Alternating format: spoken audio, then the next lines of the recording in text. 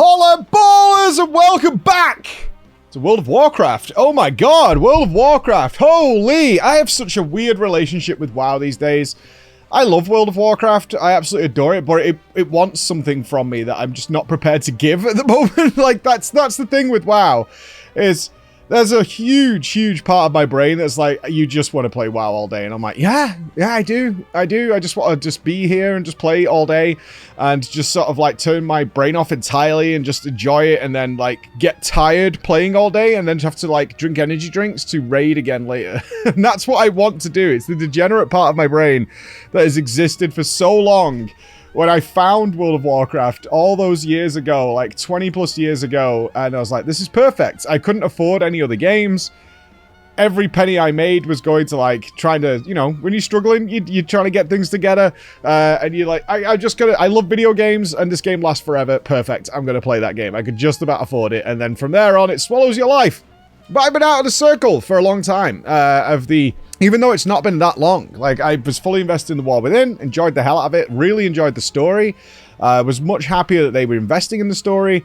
But the last Race to World First, I was planning to do our usual stuff, which was do Heroic. Like, I don't have time for Mythic with my family. There's just no way. I would have to raid Mythic during the day, and then I'd just have to stream Mythic progress all the time, which I don't really want to do.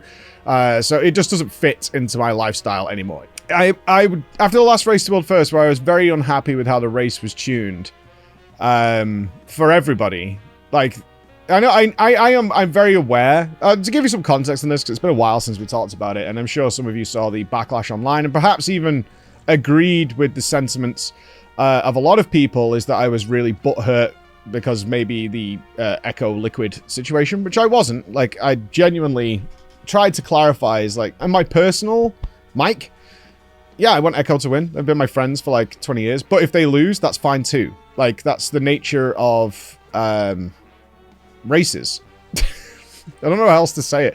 It's the nature of races. If they just win all the time, that goes back to like the Method days when like they just won all the time and it was kind of dull. You were just waiting for it to happen. Like, I love the stiff competition between both guilds, and Echo losing isn't the first time. It won't be the last, I'm sure. That doesn't bother me. What I did really hate was the actual tuning of the whole raid from the Mythic perspective. And we've seen that reflected, which is, I'm not saying an I told you so here. It's just like, this is obviously what was going to happen. It's not like the writing wasn't on the wall of just how massively nerfed everything else in the raid has been compared to, like, the last boss. Which has had some of the least, besides, like, boss 1 and 2, it's had, like, the least amount of changes. Everything else has had to be, like, crushed hardcore into the floor from, like, week 1. They've really had to just keep burying those bosses down because they're woefully overtuned for the rest of the world. Whereas, and now you see the sentiment is very commonplace amongst raiders, is like, One-Armed Bandit is essentially considered to be the last boss because they've crushed Muggsy so hard. It's just an overall badly tuned raid. Not that the bosses are particularly bad. I do think Gallywix is bad. For the Mythic scene, it seems like they had every ingredient to make something special there, and they just didn't. Okay. If I even compare it to its counterparts that it's based on, you know, your Mimorons, your Siegecrafter Black Fuses, your Mechatorks, all had way more things going on that are literally the basis of that boss, so they just didn't do any of that. And I'm like, I don't know what happened there. I really wish I could find out. Like, there's obviously the skeptical part of me that's like, there was supposed to be more here and they cut it down because the race was going to run into 2 weeks and they don't want that, so they just chopped a huge portion of the fight out. But I don't even think that's true. I think it was just a misstep, and I'm fine with that as well. I just want to say that, like, having a bad boss is fine. It's just a shame that it was the last boss and all the recipe was there for something magnificent, and we didn't get that. So yeah, I'm following that. The whole point of that little story, that little tangent, was to say that when the race finished, I was so disappointed that I just didn't want to look at World of Warcraft at all, like in any way, shape, or form. And I had a lot of people who were like, are we going Heroic now? We're going to do it? I'm like, nah, not really. I don't really feel like playing. As much as everything was exciting leading into it, like the Undermine and the cars and this new zone and all this kind of stuff, and the new raid looked fantastic, like thematically it was amazing. I was like, I just don't want to look at WoW. And that's now eased off, which things do. Like, a lot of people, this is a ranty TDP. But it is hard, and I've dealt with this for like the 12 plus years I've been making content, is for so many people online, the idea of changing your mind or that things change over time is like a really weird concept. It's like, well, in 2007 you said this, and in 2025 you said this. Can you explain that? Well, yeah, like time changes things. Perspective is, you know, when you've had like many years to mull something over, or like something changes, literally something changes, right? When I left in Shadowlands, I was like, if they change things, I'll happily come back, which even to this day, I can't remember when Shadowlands came out. It was like, no, 2018, 2019, something like that. It's like 7 years ago now or something. I don't know. However long ago it was. And they see me playing WoW. They're like, didn't you quit? And it's like, what are you talking about? Like, they've completely redesigned the game since that point. In massive, massive ways. Mainly because of the problems that we addressed in Shadowlands. Like, they took that feedback to heart. And it's really nice when I do talk to Blizzard. Because in a weird way, this feels like a podcast now. In a weird way, I have a healthier relationship with Blizzard now than I ever did as a content creator. In fact, that is very true. That is very, very true. I have a much better relationship now with certainly the senior management at Blizzard, which is weird to say, as one of the biggest, well, Activision Blizzard is the biggest game company in the world, or in North America anyway. I have a much better relationship with them now than I did when I was actively making content for them. Not for them, but on, you know, on behalf of them, I guess you could say. And the reason for that is perspective, because any one game content creator will resonate with this, is you are so reliant on that game doing well that when it's not doing well and you are literally like struggling to pay rent, you know, like nobody's, because here's the fun thing about when you have moments like when the game is bad, whichever game it is, not specifically WoW, you know, any big game that you are a content creator for, is the audience who aren't beholden to creating content for something and sort of intrinsically tied to it. They will dip in a heartbeat. No problem, because they're not happy, and they'll happily come back later on. No questions asked. Like, it's totally normal, it's totally fine. But if a content creator does that, and is like, yeah, I'm just not into this game, I'm just going to dip out for a bit, or I'm done with this, you are now seemingly beholden in some people's eyes to that for the future generations, which is madness, because they're not. It's like, it totally makes sense. I'm not having fun in this game anymore. I'm going to leave. So, on behalf of that, I was like, I don't really want to play WoW anymore. But the recent discussions got me thinking a lot more about World of Warcraft. In particular, the WoWcast with Dratanos and Max and Ian. I was like, this is a really cool direction they're going in. It seems like a much more mature Blizzard is still developing, and I assume Holly is responsible for a lot of this. I'd like to get a chance to talk to her before BlizzCon next year, but it's unlikely. She's very busy. And our paths are not exactly crossing in the street, right? But when Holly has come in, and she seemingly has that background of being like, I'm a fan first, and that is genuinely true. You know, she was playing World of Warcraft for a decade plus, before she ever came on board to work for Blizzard. The direction and shift in philosophies and ideas and direction of the game has changed dramatically, and you're still seeing that today. Like, one of the most interesting things that's happening right now, and I don't know if you guys have really considered this, but I think it's important to note housing, right? So housing, I've spoke to Blizzard about for a number of years, and they were like, we can't do it. We can't do it right. And they've obviously figured out a way of doing it and been cracking on with it seemingly pretty quickly. I don't know what they discovered, and I would like to find out, is that they found a way of doing it probably in the last 18 months or so, and have been like, oh, we could do this. And now it's like opened the door for it from everything we've seen. And now like, oh, we can do this. You know what's really weird though? Housing is an expansion selling feature. Right? So Midnight's coming up, right? The Midnight expansion. And fully anticipate Midnight to launch with housing, because that is a housing selling feature that you would put on the box and the marketing and all that kind of stuff. Yet they're not doing that. I find that really interesting. They're launching housing before Midnight. Like, it's coming in, it's on the schedule for winter this year, and Midnight's probably something like March, April next year. That's really weird. That's really weird. Like, look at it from a business perspective. You have this, like, game-changing feature that you know a lot of people want to mess around with and have fun with, and will probably buy your game to check it out, and they're launching it for free before the expansion comes out. Obviously raises questions like, do expansion... There's, like, two extremes of this, right? What is the what is coming with Midnight that, like, housing is not necessary, right? There's that extreme. It's like, look, what we have planned for Midnight is so unbelievably good that we don't even need housing to be involved. And the other extreme of that is, like, expansions just aren't that important to us anymore.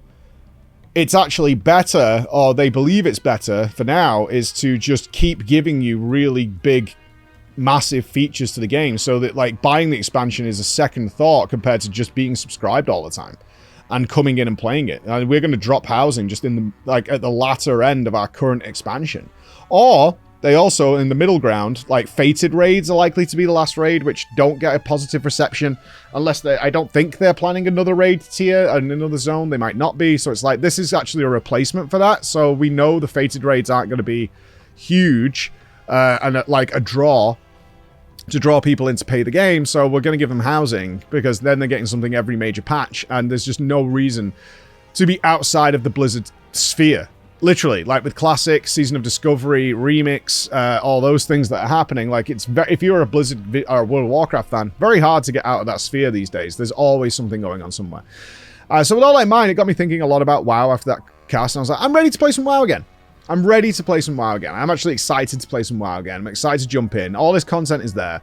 And I want to see what it's all about. So I was like, cool, this is a good opportunity because I've got to go to the US at the weekend.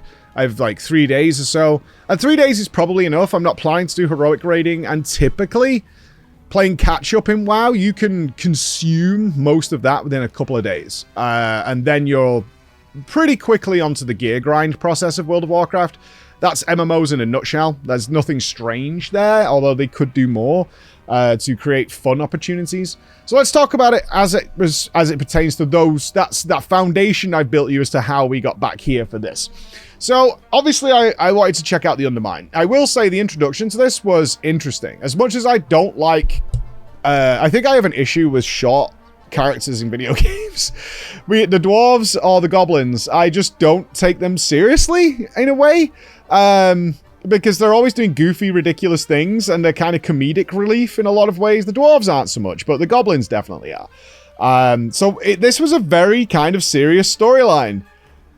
It was mob cartels. It related a lot to things that we all know about that happen in the real world. You know, they're drilling for black blood, right? They're drilling for this black oil, and they're abusing all their workers. Gallywix is working these miners into the ground. They're literally dying. They're in unsafe working conditions. I did like the idea that we're essentially coming in at the start as Goblin OSHA, like health and safety inspectors, because this is just not up to code of what's going on. But it's like these harsh working conditions. It's a shame it's with these goofier characters because these people are being heavily abused. And they're working in these mines, and it's clearly terrible. And we have a Wiener with us who is like, they're destroying the environment. They're like, just the land is becoming corrupted faster than ever before. I was like, this is very relatable to what we know happens in the real world with corporate greed and whatnot.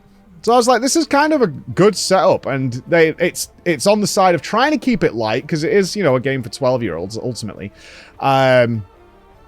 Is with like the very New Yorky accents and the mob bosses and, you know, the fancy, the bright lights and all that kind of stuff going on. So they're kind of balancing two things here, which is not easy. It's like, this is genuinely a thing that's pretty serious, and we could change the tone of these storylines to be extremely dark. Like, we could make this miserable. But we're not going to do that because it's World of Warcraft. We want some levity. You're playing a game, so we mixed it in with the goblins, and they're making it fun.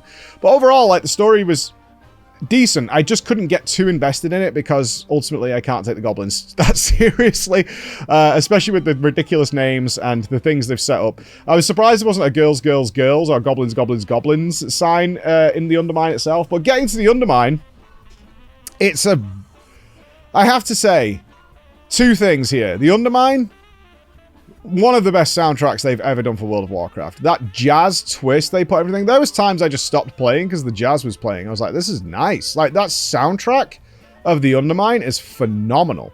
Really good. Wouldn't work everywhere, obviously, but for that change of pace and change of setting, instead of the big grandiose, almost orchestral music that you get in most places in World of Warcraft, this total change, and it wasn't just all like beat boops that we've had in a lot of Goblin scenarios. It was really nice. The smooth jazz, that altered around depending on the cartels that you were playing with. That was really cool. And it then immediately hit me how dense and detailed the Undermine zone is. Like, the art team, again, knocks it out of the park. Like, as for the War Within in general, they've done an exceptional job. Like, Hallowfall, Undermine, even the other zones, which seemingly are less impressive because of how impressive Undermine and Hallowfall are still really well done. Like, Arch-Kahet is gorgeous. It just isn't like, you know, the giant crystal of Hallowfall. But coming back to the game is overwhelming for about 10 hours, I would say, for the average user. About 6 for me, with obviously decades of experience. But it is really overwhelming. You get massively bombarded. I think Blizzard should really take a look at this, of how much stuff they throw at somebody who might have left. I've only been gone for one major patch. That's it. And you log in, and if you logged out in Donegal, you get all your weeklies from the old game. And they're all staring at you and they're flashing, you know, they're like, G, click me. And some of them do relate to the Undermine. Then you get the campaign pops up. You want to do that. And then as soon as you get to the Undermine, there's probably 4 or 5, if not more, big blue flashing lights that you got to get here. You got to choose a cartel. I did think they handled this kind of poorly, is you get told, go and visit all the cartel quartermasters so you know what you want to do. And they're really kind of spread out a little bit. I would have just preferred them to do it a bit like they did in Arch-Kahet, where it's like they're all just in a row, and you can just collect them side by side, and like, oh, I see what's going on. Like if they would put a desk in there, but either minor things. And they then start driving around in the cars, because obviously a big feature of the Undermine is the cars. I like that the zone isn't huge. It's big enough. It doesn't need to be massive. I am absolutely in anger at people who measure content by world mass size. I find that insanity. Like, I have legitimately seen massive arguments online break out with people like, I think we're getting cheaped out on because this expansion gave us 5 zones and this one has 4, even though those 4 are way more dense with stuff and also overall bigger, right? But it's 5. It's 4, not 5. And it's like, you're a moron. Like, you're an absolute moron. You know when you're getting cheaped out on, and just measuring it that arbitrarily is stupid. The Undermine is rich with stuff, like absolutely rich. But in order to make the cars work and not take you too far, they took some really hilarious routes with the auto drive that like took you on big loops of the hotel to park up.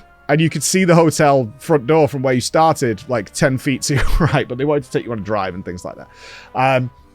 Which I found really fun. So it was nice. And very quickly they gave you your own car, and then the story of the Undermine starts breaking out with what's going on with Gallywix and all that. The story, I've said, is better in World of Warcraft. It is. It is better. It is definitely better. Still not wonderful, though. There's work to be done here. Regularly, we're asking, like, what is the Dark Heart? And we don't really know. And I had Nobble in the chat, a good friend of mine and lore master of World of Warcraft. And ultimately, like, is it just a power MacGuffin? It's just a thing that gives you power. Because we don't really know what it is. We're like, it's like a dragon soul, we think? Or something along those lines. Like, right, but we should have a really clear understanding of what the Dark Heart is and why it's so important. That should be crystal clear, because the story is revolving around Xal'atath and the Dark Heart and the Ethereals stealing the Dark Heart, Gallywix not understanding what they thought the Ethereals were working for her, and she's super mad. Why? And it gives you power is kind of flimsy. I want to know what it does. Like, it's important, I think, for the viewer of this story. Think of it like Mission Impossible, which is a nice, simple storyline in any of those movies that you can follow, and they have things like the Chimera virus. I don't know why this came to my head, probably because the Mission Impossible adverts are playing. But they make it abundantly clear from the start why the Chimera virus is a problem. Because you can't just have virus. Is it a bad virus? Like, how bad? Does it kill a lot of people? Does it kill a town, a city, a country, the world? I don't know. You can't just keep it that vague. It's virus. Like, they talk about what the Chimera virus does, how it works, and how it can be distributed, and the problems that would come from this. So okay, we're all on the same page about Chimera. All right, and it's got a cool name. The Dark Heart has a cool name, but we don't really know what it does. And a lot of stories revolving around the Dark Heart, and Xal'atath wants the Dark Heart. Okay, well, what is this damn thing? Because for now, it looks like a frisbee. So I was really curious, as I hope they pick up on those parts of the stories. Like, Have you not figured out exactly what it's going to do? Because it would be really cool if we did know what it does, and add to that story. Because I don't like watching big story elements like the ethereal stealing of Darkheart and being like, how bad is this? I don't know. What does that give them? Any powerful ethereals? All right, like, you know what I mean? I'm very excited that we're going to the ethereal place, which is either the Midnight expansion or the next patch. But why is this a problem? So that's one piece of feedback. But coming back to it being overwhelming, I could totally see the feedback I regularly get is people coming back to World of Warcraft and just being like, it's too much, it's overwhelming. And I totally agree. You can see that I've been gone for one major patch, and even I am like, I feel like I'm woefully behind on renown tracks, to the point where I don't even want to engage with the system, because it's like, it throws like 5 at you really quickly. And if you started the war with it now, you've also got like the 5 or 6 that the game starts with. That's like 11 grinds that just get put in front of you, and there's some rewards that are good and some that aren't, and it's not particularly clear which ones you should work on. They're trying to convey the message, and I think it should just be cleaned up of, we want you to go and check what you want and then focus on that one. That's all. We just want you to go and focus on the one you want. Like, it doesn't actually matter in any way.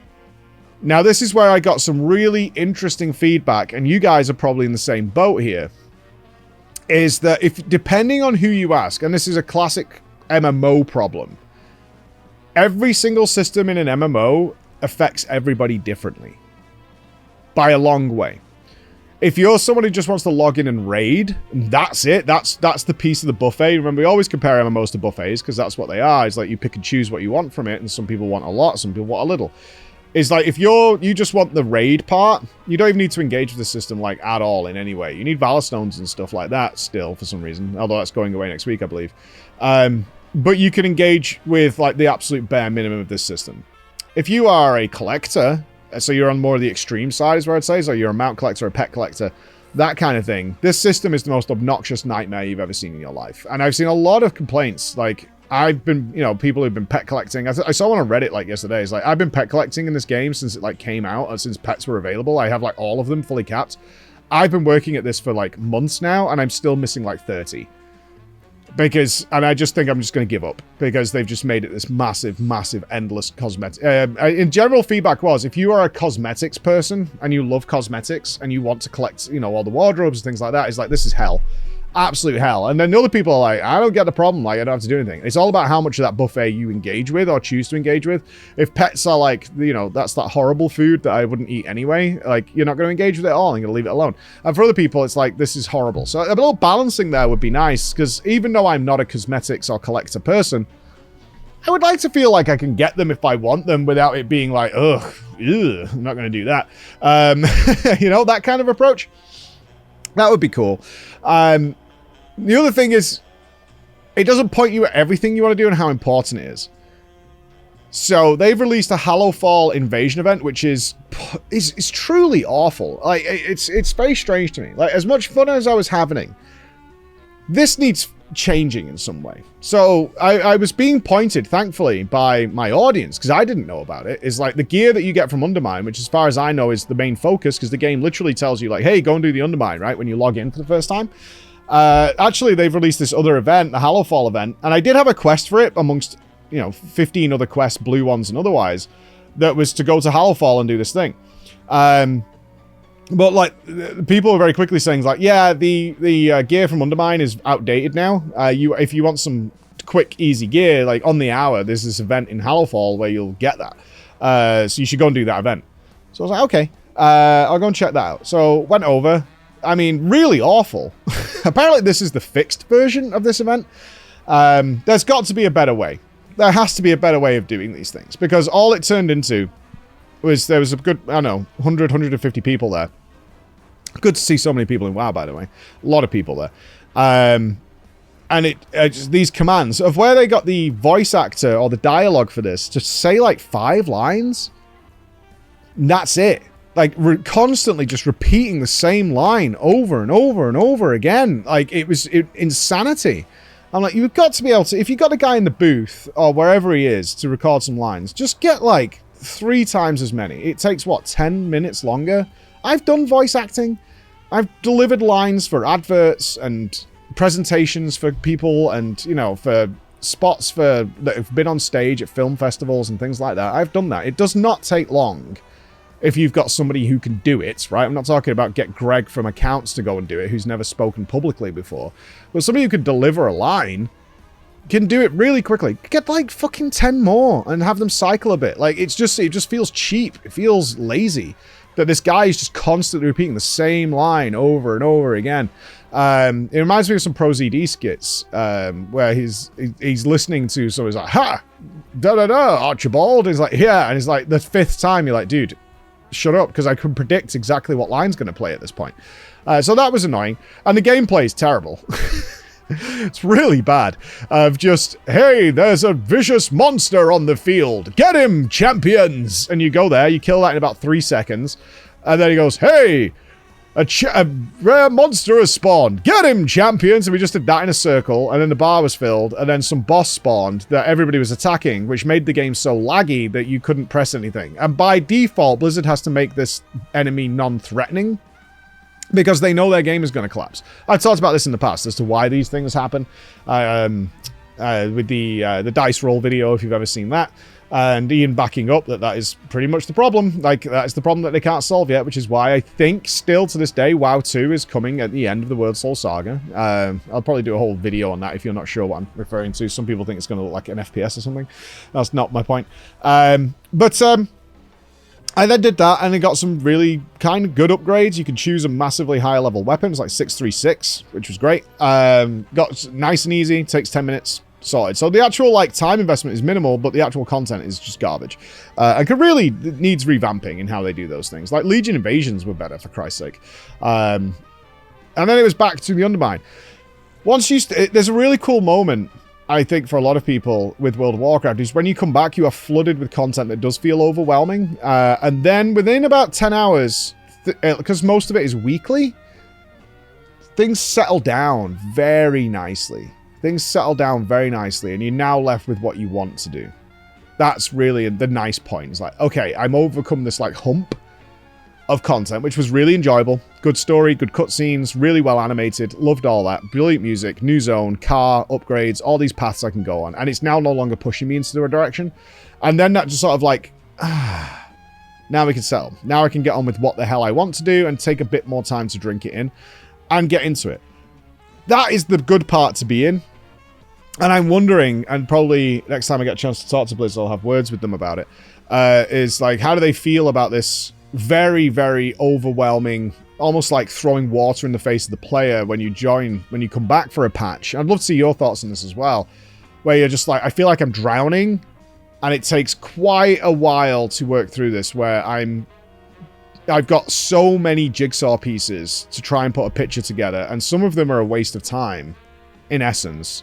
And I'm also missing out on other content, because I haven't even been to the Sirens Isle yet. And nothing in the game, as far as I can tell, has pointed me to do that. Yet, repeatedly, I've been told, like, the ring is kind of BIS, and you need to go and get the ring. It's very easy item level. It's very, very powerful. You want to go and get that. But nothing in the game so far has pointed me in that direction at all. So there's even more that I haven't done.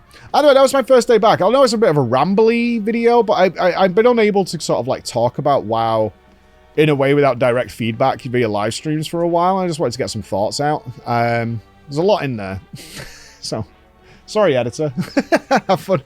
Bye.